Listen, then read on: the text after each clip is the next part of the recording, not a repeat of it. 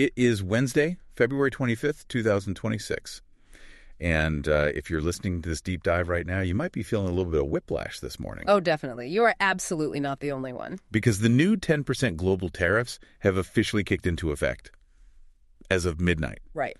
And naturally, all eyes, and I really mean all eyes, are fixed squarely on the South Bay and the LA Harbor area. It's a pivotal moment. I mean, we have been modeling this out for months, talking about the mere possibility of this day.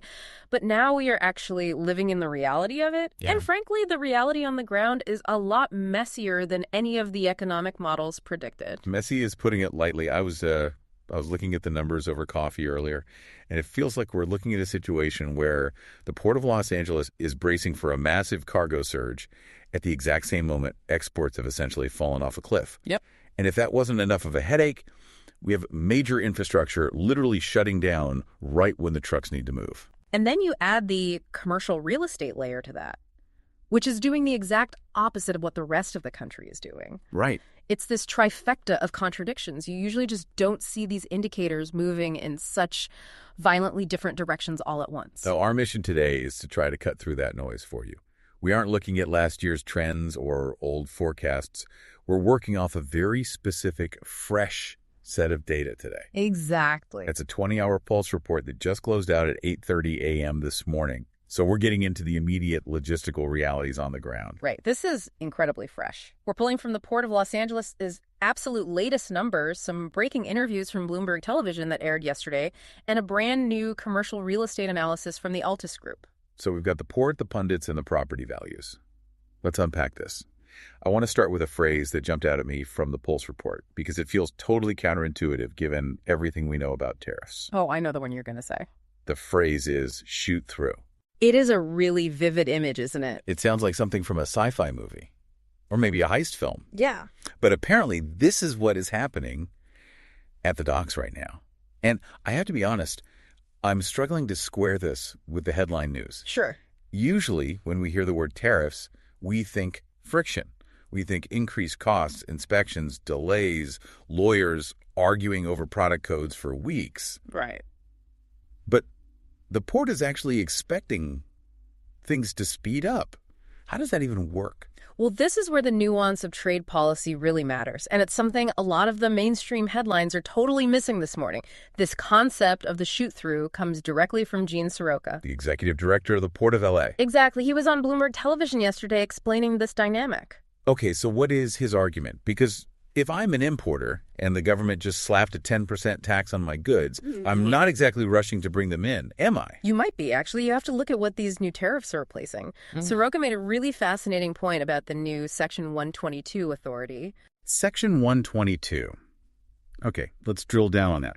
What does that actually change for the guy trying to get his container of, say, sneakers onto the dock? Think of it this way. For the last year or so, a lot of importers have been dealing with what Soroka referred to as illegal levies. Okay. These were punitive fees, often completely tied up in litigation. Sometimes they were hitting 25 or even 30%. Wow. Right?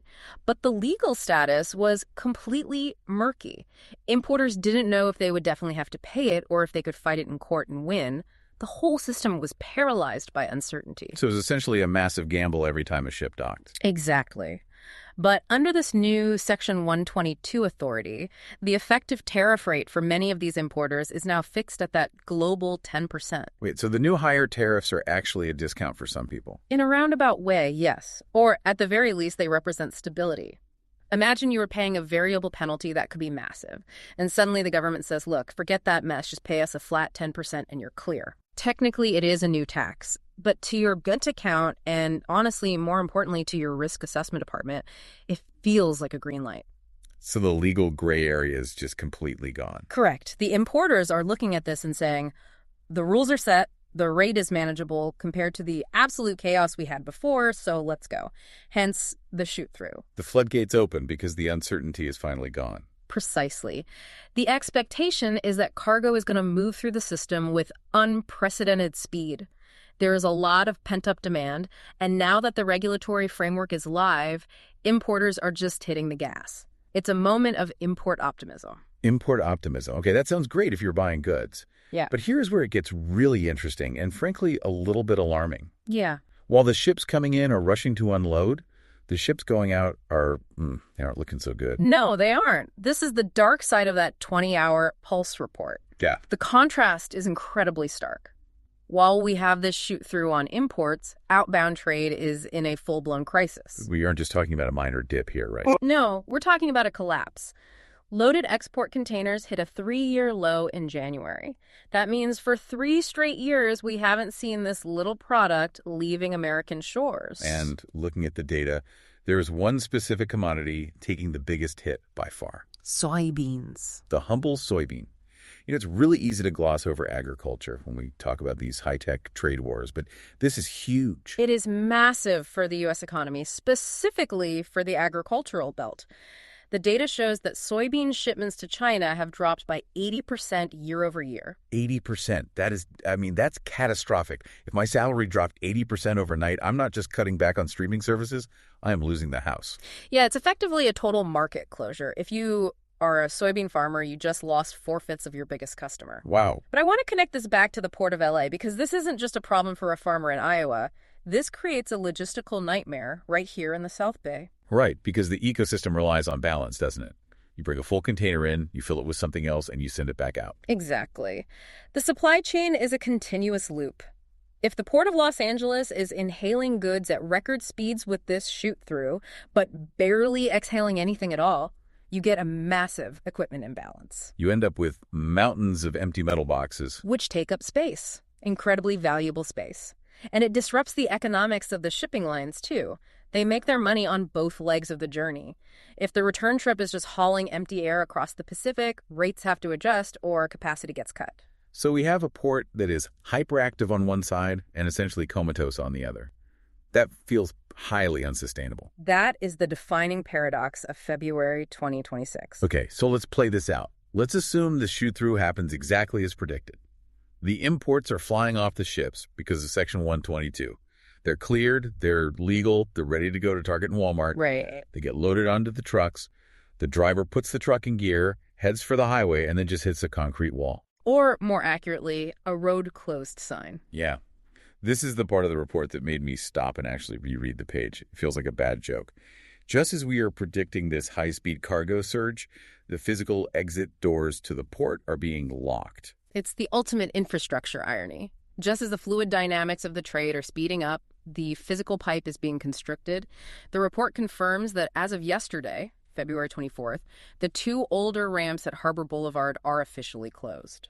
And we aren't talking about a quick weekend closure for pothole repair. No, 7 months. 7 months. So for the better part of this entire year, right, while we deal with these new tariffs. Yep, it's part of the SR-47 Interchange Project. And look, to be fair, in the long term, this project is probably necessary. It's about upgrading aging infrastructure, but the timing creates a massive friction point. It feels like the left hand doesn't have a clue what the right hand is doing.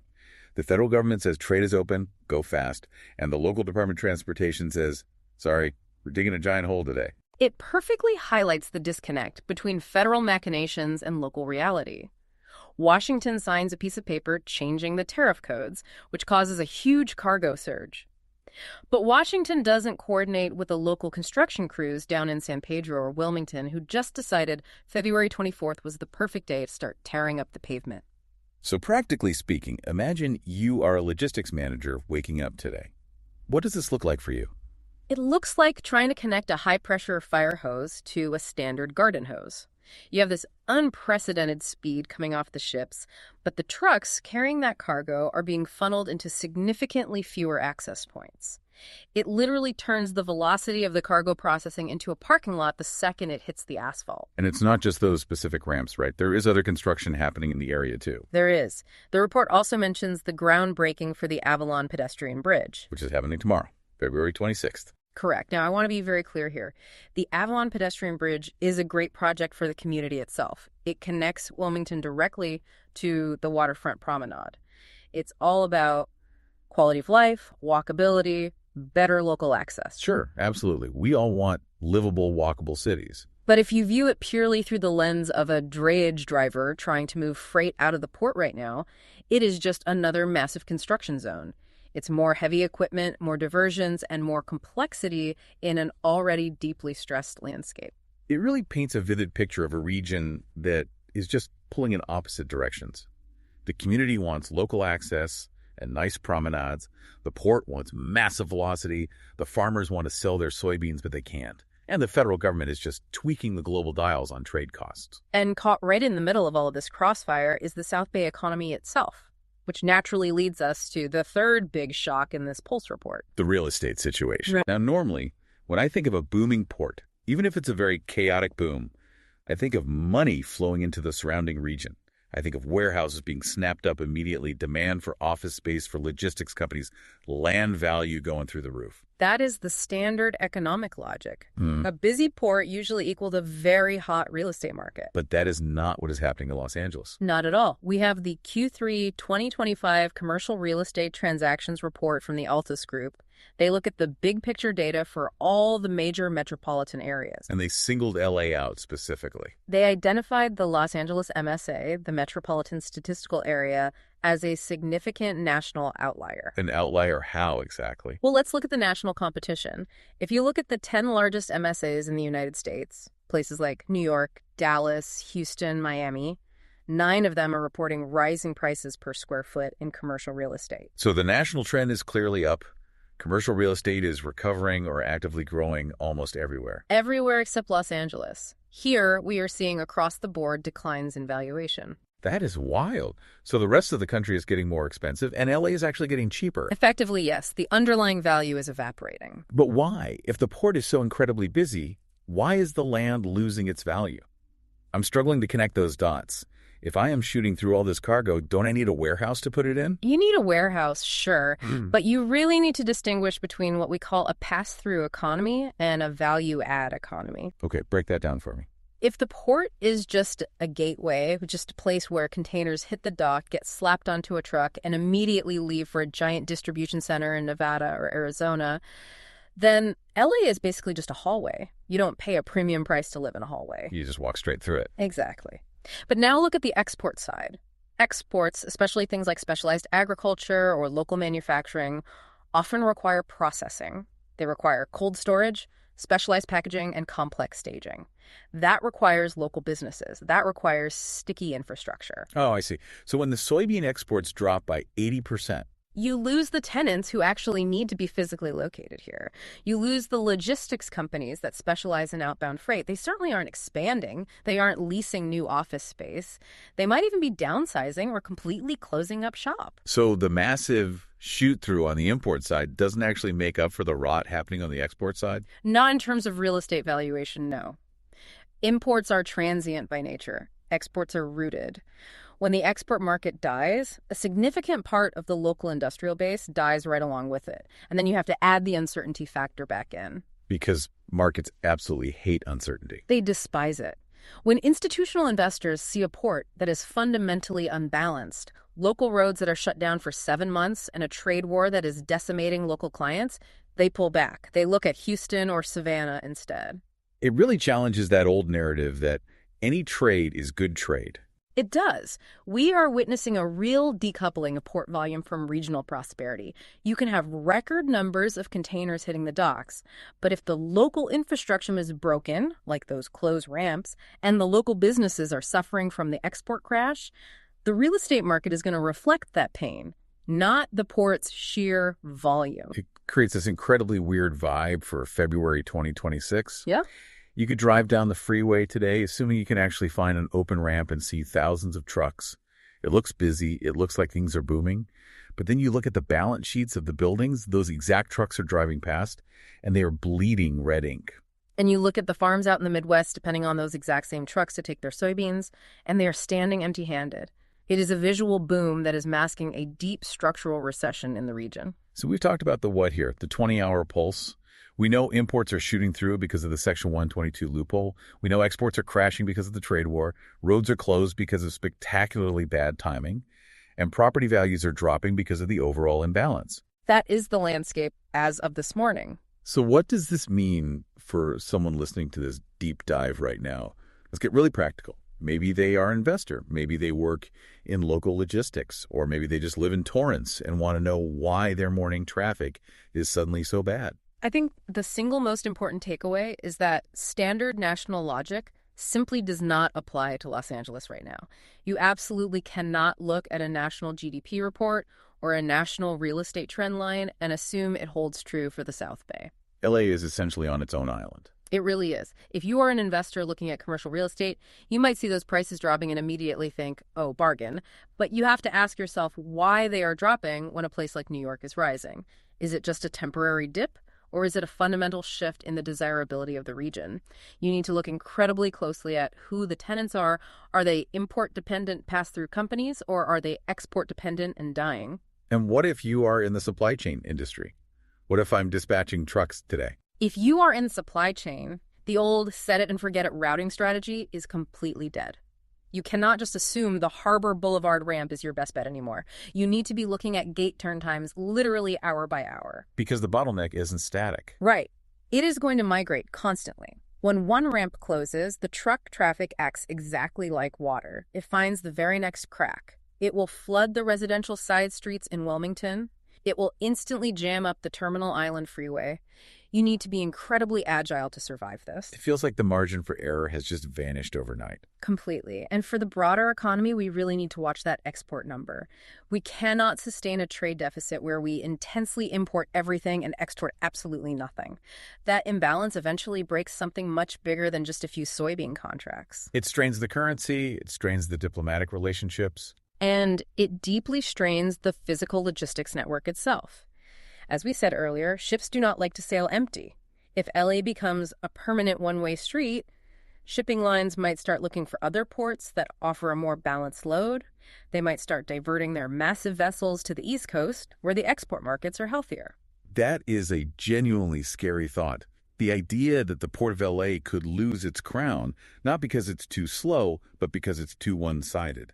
It is a very real risk. We often think of the port as too big to fail, but supply chains are fluid. They follow the path of least resistance. And right now, Los Angeles is offering a tremendous amount of resistance. You know, as we wrap this up, I keep coming back to that image of the closed ramps at Harbor Boulevard. It feels so incredibly symbolic. We have all this massive global economic pressure, the new tariffs, the trade wars, these giant ships, all crashing into a couple of physical concrete barriers in Wilmington. It grounds the abstract theories right in the physical world. Economics isn't just numbers on a screen. It's whether a truck can physically make a left turn. And right now, making that left turn is harder than it has been in years. So here's the question I want to leave you with today as you digest all of this.